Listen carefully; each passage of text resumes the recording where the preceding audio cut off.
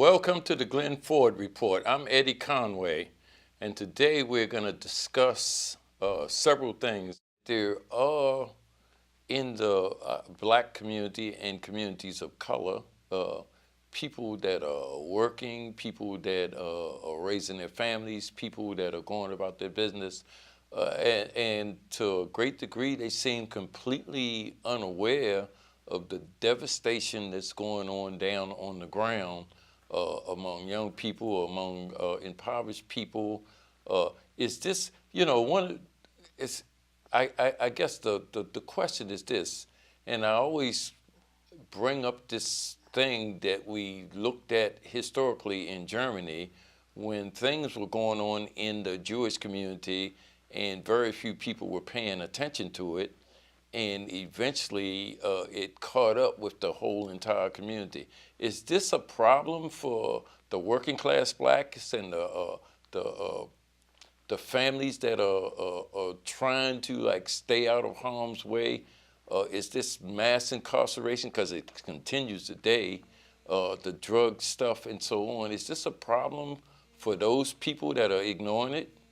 This is a crisis of Black leadership. And that's why I began by talking about how one segment of Black America that was able to take advantage of the opportunities that came from the death of Jim Crow has taken over our politics and pursued their own selfish ends without regard for the actual state of life of the rest of Black America.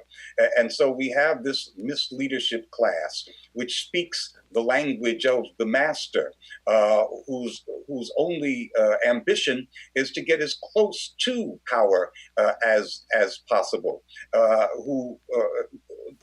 And when they shape the conversation in the Black community, it becomes a useless kind of vocabulary. People don't even have the vocabulary nowadays to describe their condition. And that's because much of our leadership was murdered or, like you, put away for decades and decades, and the rest scared, much of the rest scared into submission by this police state terror and the ongoing terror of the mass Black incarceration state, which can come and get you at any time. And so we don't have it's not just we don't have role models, but we don't have the language to describe our condition. And how do you devise solutions to your condition if you can't even describe it? And so people who are trying to organize this new movement have to hearken back to events and political discussions of 40 and 50 years ago in order to make sense of what's happening all across our country today. Is that the advice that you would give them, to look toward history, or Well, to? you don't just, and I'm sure you wouldn't advocate that folks just up and try to reform a replica of the Black Panther Party, but you do have to know how you got in this situation, how we came to have the kind of useless leadership that we have now in Black America. How did that happen? When did it happen?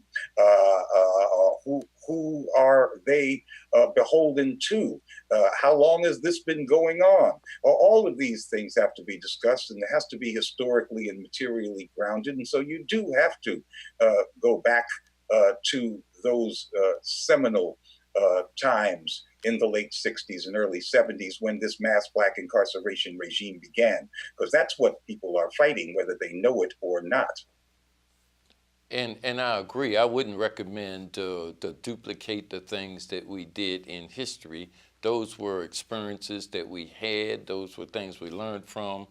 Uh, we made some mistakes. We made some gains. All of that should be looked at.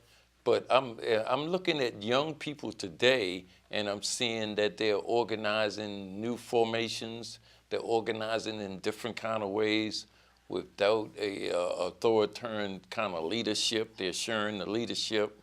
they're having like democratic kind of circles.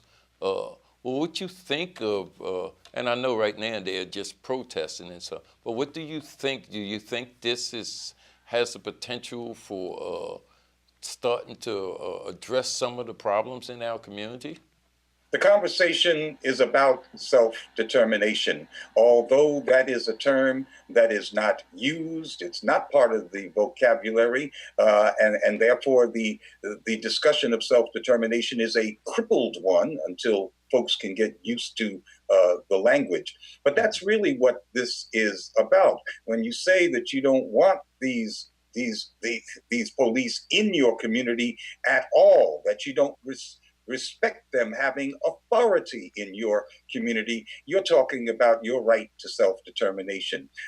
And it is the job of organizers and the job of us older heads to impart the vocabulary that can make this self-determinationist discussion actually come alive and be fruitful, so that we don't speak in euphemisms and broken political language.